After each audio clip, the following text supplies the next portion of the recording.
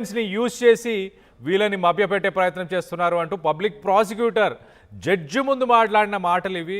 అంటే ఖచ్చితంగా ఆయన దగ్గర ప్రూఫ్స్ ఉన్నాయా? మరికొన్ని రోజుల్లో ఇంకొక కేసు ఏమైనా కంప్లైంట్ ఏమైనా బండి భగీరథ్కి ఎగనెస్ట్గా ఒక కంప్లైంట్ ఏమైనా వచ్చే అవకాశం ఉందా?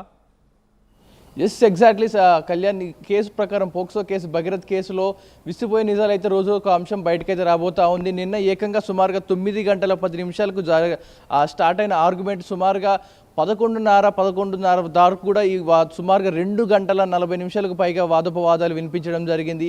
ఈ నేపథ్యంలో ఇంటర్మ్ బెయిల్ కోసం అయితే సాయశక్తులా ప్రయత్నించినట్టుగా తెలుస్తోంది నిరంజన్ రెడ్డి. ఇటు భగీరథ్ వైపున అడ్వకేట్ మాత్రం సాయశక్తుల ఎన్ని ప్రయత్నాలు చేయాలో, ఎన్ని విధాలుగా చేయాలో అన్ని విధాలుగా అన్ని కూడా ప్రయత్నం చేయడం జరిగింది. మరోపక్క వాదనలు మాత్రం డిఫెన్స్ తరపు నుంచి కూడా అలాగే వినిపించడం జరిగింది, పబ్లిక్ ప్రాసిక్యూటర్ నుంచి కూడా.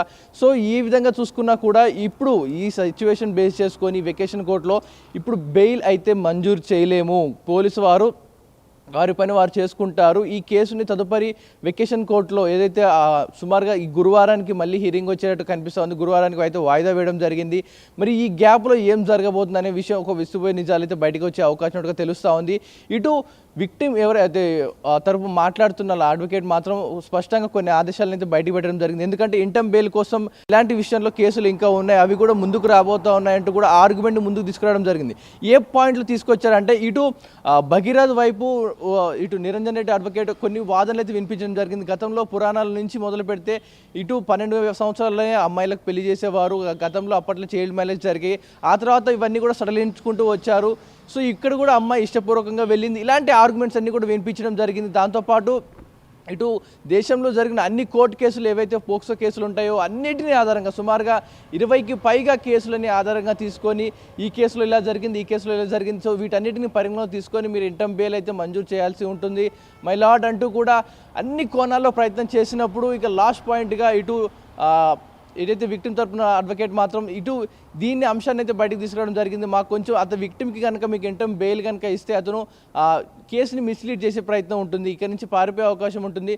సో అతన్ని కనుక మీరు ఇంటర్మ్ బెయిల్ ఇవ్వకుండా కనుక ఆపితే, మధ్యంతర బెయిల్ కనుక ఆపితే, మీరు కనుక ఇవ్వడం ఆపగతే ఇంకో 4 ఉన్నారు ఇలాంటి కేసు బాధితులు, వారందరూ కూడా ధైర్యం కల్పిస్తే వారు కూడా ముందుకొచ్చి కేసు పెట్టే అవకాశం ఉందంటూ కూడా జడ్జి ముందు తన వాదోపవాదాలు వినిపించడం జరిగింది. ఈ నేపథ్యంలో ఇప్పుడు సుమారుగా శని ఆదివారం కోర్టు సెలవులు, శనివారం హాఫ్ డే, తర్వాత సండే సెలవు, మళ్ళీ మండేకి వాయిదా పడింది. మండే రోజు నుంచి మళ్ళీ గురువారానికి పడింది. సో సుమారుగా 5 నుంచి 6-7 రోజుల వరకు ఈ గ్యాప్ అయితే రావడం జరిగింది. మరి ఈ వారం రోజుల్లో ఎలాంటి ఎవిడెన్స్ పుట్టబోతా ఉన్నాయి, ఎలాంటి ఎవిడెన్స్ రాబోతా ఉన్నాయి? ఇటు భగీరథ్ వైపు అయితే చాలా స్ట్రాంగ్గా నిన్న సుమారుగా 2 గంటల పైగా, ఇటు 2 గంటల 40 నిమిషాలకు పైగా ఈ కేసు వాదోపవాదాలు అయితే కంటిన్యూస్గా వినిపించడం జరిగింది. 9-10 స్టార్ట్ అయిన ఆర్గ్యుమెంట్ సుమారుగా 10 గంటలు 11 గంటలు అయినా కూడా ముగించకపోవడంతో ఇప్పుడు ఈ కేసుని నేను రిజర్వ్ చేస్తున్నాను, దీనిపై తదుపరి విచారణ అండ్ ఈ కేసు సంబంధించిన అమ్మాయి మైనర్ కాదు మేజరే అంటూ ఇటు భగీరథ్ వైపున అడ్వకేట్ బలంగా వాదించడం జరిగింది. లేదు అమ్మాయి మైనరే అంటూ ఇటు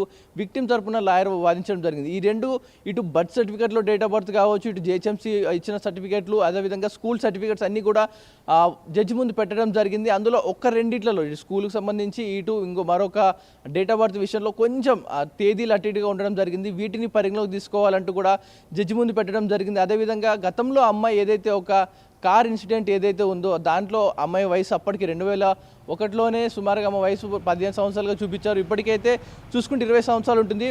అమ్మాయి ఈ ఇన్సిడెంట్ జరిగింది December 31 ఏదైతే మోయినాబాద్ ఫామ్ హౌస్లో ఇన్సిడెంట్ జరిగింది అంటా ఉన్నారు. ఆ సమయానికి అమ్మాయి మైనర్ కాదు మేజరే అంటూ కూడా భగీరథ్ వైపున అడ్వకేట్ చాలా బలంగా వాదించడం జరిగింది.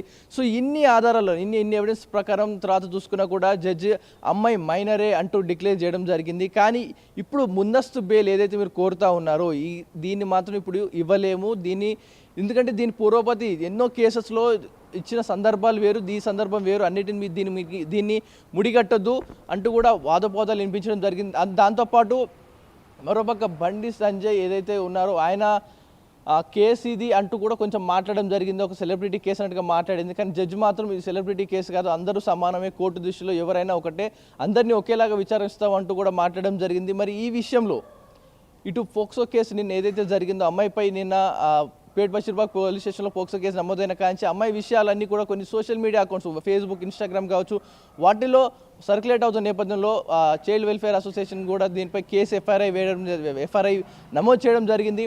ఇటు అమ్మాయి వ్యక్తిగత వివరాలన్నీ కూడా బయట పెడుతున్న వారిపై కఠినమైన యాక్షన్ తీసుకుంటామంటూ కూడా చాలా స్ట్రాంగ్ వార్నింగ్ ఇవ్వడం జరిగింది. దాన్ని కూడా కోర్టు చాలా సీరియస్గా తీసుకున్నట్టు తెలుస్తూ ఉంది. మరి ఈ వాదోపవాదాలు ఇన్నాక సుమారుగా 2.5 గంటల సుదీర్ఘ విచారణ తర్వాత మరి భగీరథ్ వైపు ఉన్న 2 ఆప్షన్లు ఉన్నట్టు కనిపిస్తూ ఉంది. ఒకటి, పోలీసుల ముందు వచ్చి తానే లొంగిపోవడం, చేసింది ఒప్పుకోవడం, లేదా ఇటు పోలీసులే అతన్ని పట్టుకొని అరెస్ట్ చేసి మొత్తం పోలీసుల ఎవిడెన్స్తో ప్రకారం జడ్జి ముందు నుంచి జడ్జి శిక్ష పడేలా చేయడం ఇది ఒకటే కనిపిస్తూ ఉంది. మరి ఇప్పుడు పోలీసులు భగీరథ్ని అరెస్ట్ చేస్తారా లేదా భగీరథే వచ్చి పోలీసులు లొంగిపోతారనేది ఇప్పుడు బిగ్ ట్విస్ట్గా నెలకొనింది. మరి ఈ సుదీర్ఘకాలం ఏదైతే గురువారానికి ఈ కోర్టు సెషన్ అయితే వాయిదా పడడం జరిగింది, ఈ గ్యాప్లో పోలీసులు తమ పని తాము చేసుకోవచ్చు అంటూ కోర్టు ఫ్రీ హ్యాండ్ ఇవ్వడం జరిగింది. మరి ఈ నేపథ్యంలో కోర్టు ఇచ్చిన ఆదేశాల మేరకు, ఫ్రీ హ్యాండ్ ఇచ్చిన మేరకు మరి పోలీసులు భగీరథ్ని అరెస్ట్ చేస్తారా లేదా భగీరథ వచ్చి లొంగిపోతారనేది ఇప్పుడు కొంచెం సస్పెన్స్గా నెలకొంది. Kalyan. Right Pawan, thanks for the latest update. మొత్తం మీద ఈ కేసులో బిగ్ ట్విస్ట్ అని చెప్పొచ్చు. ఒక్కరు మాత్రమే బాధితులు కాదు, మరొక 4 బాధితురాళ్ళు ఉన్నారు. మొత్తానికి వాళ్ళు కూడా మరికొన్ని రోజుల్లోనే, త్వరలోనే వాళ్ళు కూడా బయటికి రాబోతున్నారు. అంటే మరొక కంప్లైంట్ ఏమైనా జరగబోతుందా? పబ్లిక్ ప్రాసిక్యూటర్ చేసిన ఈ కామెంట్స్ సెన్సేషనల్ అని చెప్పొచ్చు. ఈ కేసులో బిగ్ ట్విస్ట్ అని కూడా చెప్పొచ్చు. నిందితుడి తండ్రి కేంద్ర మంత్రి కావడంతో బెదిరింపులకు పాల్పడుతున్నారు. ఈ పరిస్థితిలో బాధితులకు ఎలాంటి ధైర్యం ఉంటుంది? తమ కుటుంబం జోలికి వస్తే ఎవరిని వదిలిపెట్టనంటూ కొంతమంది భయపెడుతున్నారు. నిందితుడి తండ్రికి సంబంధించి భయపెడుతున్నారు అంటూ ఇటు పబ్లిక్ ప్రాసిక్యూటర్ ఆయన మాట్లాడారు. బిగ్ సెన్సేషనల్ ట్విస్ట్ అని చెప్పొచ్చు. మరొక కేసు కనుక ఫైల్ అవుతే ఇమీడియట్గా ఇంకా బెయిల్ వచ్చే అవకాశం కూడా ఉండదు. బండి భగీరథ్ని ఇంకా అరెస్ట్ చేసి తనని ఖచ్చితంగా సాక్ష్యాధారాలు ఉంటే 20 ఏళ్ల పాటు జైలు శిక్ష కూడా అనుభవించే అవకాశం ఉంది. దీనికి సంబంధించి మీరేమనుకుంటున్నారు? మీ అభిప్రాయాలని కింద కామెంట్ రూపంలో తెలియపరచండి.